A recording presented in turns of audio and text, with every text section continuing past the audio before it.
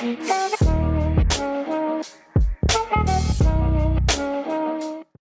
and welcome to the closing beat, everybody. Happy Monday to you. How you doing out there? I see we got a winner on the old Guess the Dow, Bev T. Bev T with the client. I know who we're talking about, actually. Chose a gift card or the account credit? Okay, to the Roth, right? No Roth, okay. Remember, if you're playing Guess the Dow and you are a client, you can choose the gift card, but if you want, you credit your account. We'll credit that $100, and ideally, it would go towards your Roth. So it would go Roth, IRA, brokerage account would be the order if you don't have a Roth IRA with us. If you'd like to play, go to jazzwealth.com/Guess the Dow. And if you are thinking about getting your dough straight and you want to work with the splendilicious, flavorlicious boys and girls here at Jazz Wealth, check us out, jazzwealth.com. You like that? That's my new name. You don't like it? Splendilicious, flavorlicious?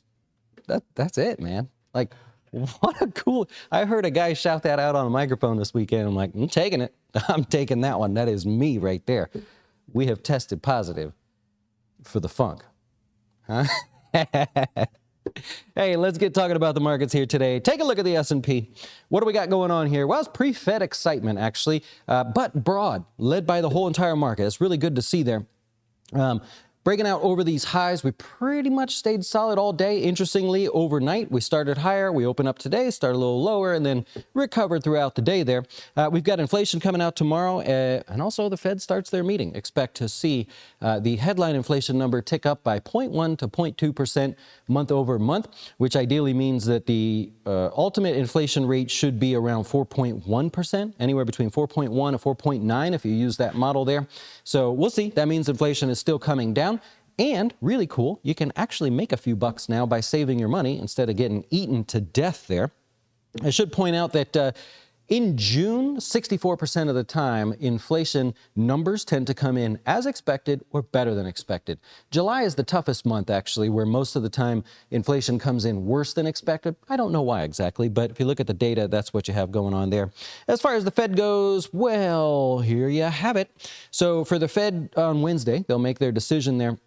You get a 76.9% chance of a pause. Last week, you can see down here, it was 75.9%. So a slight increase there as people believe that, hey, the Fed's going to say, you know what, let's just let the impact of our hikes here kind of bleed into the world and the economy and see how things go before we decide to raise rates.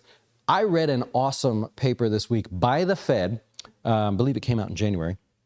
You can find it right on our website there, about how they use tweets and a neural language called Finbert, which you can look up, to actually see the impact of their decisions, down to the point where they can actually see the performance of the market the next day based on overnight commentary and intraday commentary.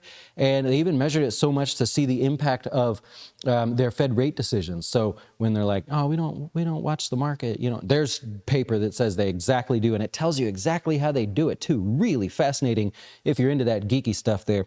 If not, well, you got me here. I'll help you out. The S&P officially now in a bull market, but we've got the Fed this week, so it could be a wild ride there. And like I mentioned before, it wasn't tech that led the way. Let's pop on over here and take a look. It'd be a little small, but I color-coded it for you guys. Remember before I was showing you, hey, the action is coming from, these are the sectors of the S&P. The action is coming from the tech sector and communication services. Everything else was trending down. Well, what a difference a week makes, right? Now we have consumer discretionary, financials moving up, industrials, energy, materials, real estate, down here, utilities.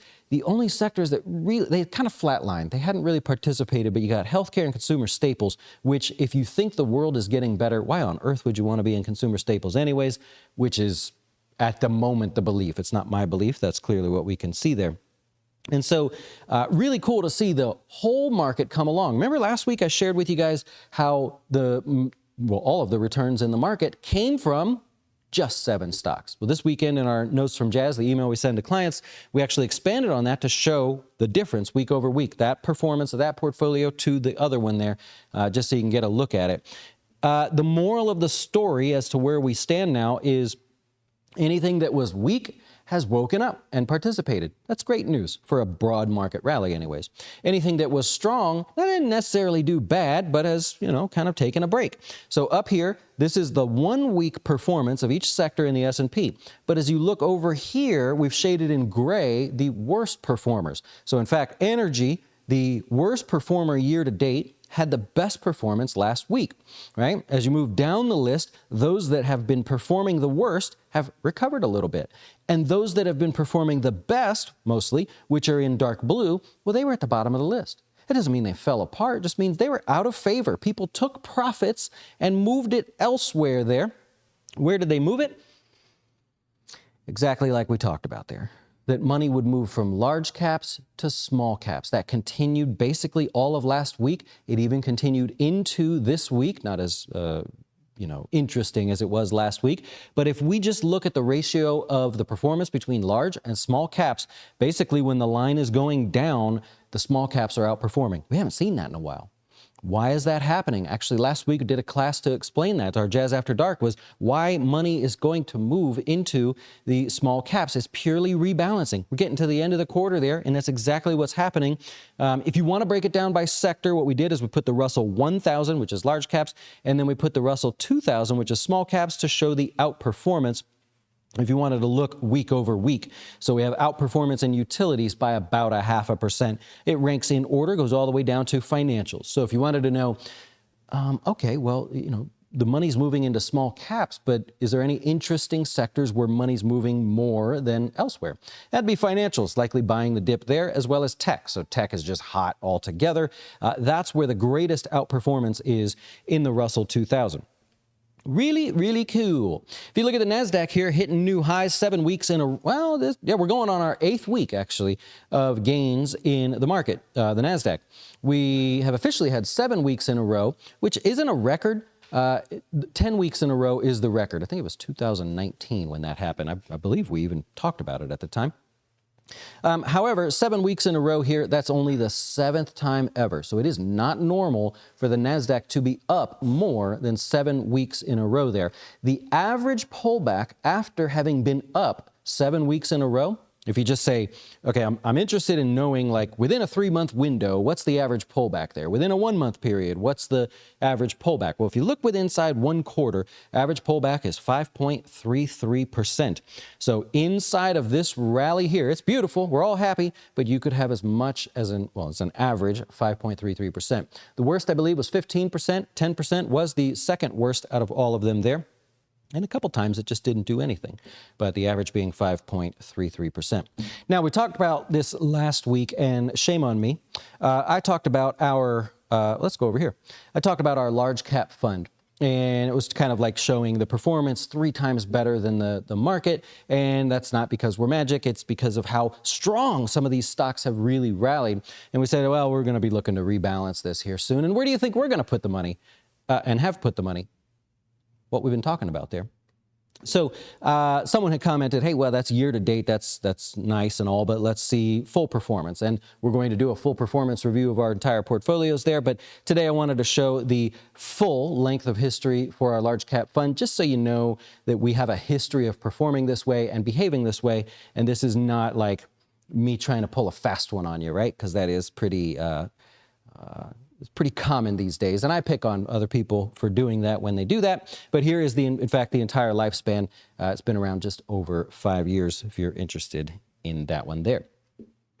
And we can expand on that too. I have no issues with that. I'm just not allowed to post it on a daily basis on our website. We did that before, and we got in trouble for that. So it turns out that's not legal, so that's why we don't do that there. But, that's what it is. Okay, a couple stocks in the news here. XPeng. These guys make electric cars here. The stock was higher today, 25,000 new orders for their G6 model. I could really care less about that. Have you seen their drone car? It's the Drone X2 is what they call it. It's a sweet looking ride, and they're actually using them overseas there. I think that's more interesting, but of course, selling the cars is what rings the register for them, so good for them. Salesforce.com launched it's not necessarily new, but it's like a chatbot kind of a thing where the user of the software can use it to research the data of potential clients and customers and all that. They were already saying they were going to be really heavy in that. That has officially launched for them. So if you use Salesforce and you're like, oh, I'm trying to see how many clients live in Florida or whatever, you can now just ask the question and it will research your data for you. So pretty cool. One that I don't get too excited about, but Biogen here, the FDA votes to recommend their Alzheimer's product. I forget the name of it off the top of my head. Either way, it's good news for them. Not the biggest, not the biggest profitable thing at the moment for them. However, getting approval is good. And of course, we want to solve that kind of thing if we can, or at least help slow the onset of Alzheimer's. And one last thing here, Palo Alto Networks is going to take the place of Dish Networks on the 20th. In the S&P. Where am I at today? So Palo Alto is going to be in the S&P, and Dish Networks is getting booted from the S&P there. Tonight on our Jazz After Dark, if you want to hang out, we're talking about people who are making something over their lives, and now they're starting to make more. We're going to talk about some of the tricks there to make sure you don't get yourself in trouble. And of course, we'll share some data with you as well. So if you want to come hang out, have a drink tonight, that'll be at 7 o'clock Eastern time on this channel right here. So that's how that one will work. Also, if you're a client, we did a digital dollar deep dive, kind of talking through legislation, how things were going to progress. And actually, you can go on the Fed's website, right on their homepage there. There's scroll down just a little bit, and you'll be able to see their discussions and what is happening with that CBDC, the central bank digital currency, or the U.S. digital dollar, as they're talking. It's coming. Like it or not, that's what's happening. All right, we're going to wrap it up here and get out of the way. I hope you have a great rest of your day. We'll see you tonight. If you're going to come hang with us, Jazz After Dark, come on. Come hang with us a little bit. Otherwise, I'll see you tomorrow.